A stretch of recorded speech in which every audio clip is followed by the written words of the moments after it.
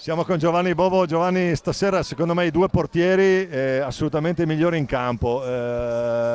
Badagno ha patito forse un po' troppo, soprattutto nel secondo tempo. Primo tempo forse l'errore sul 2-0 di essere convinti di avercela già fatta.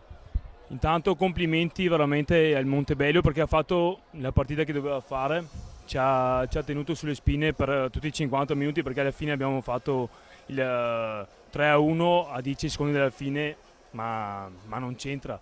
Quindi la partita è stata veramente sul filo del rasoio e noi ci è andata bene, abbiamo rischiato gli ultimi minuti soprattutto della partita, dobbiamo imparare a gestirla meglio, come avevo detto. E comunque dai, sono sempre 3 punti e guardiamo avanti, proseguiamo la nostra strada. Adesso comincia, è la prima del girone di ritorno, c'è tutto il girone di ritorno.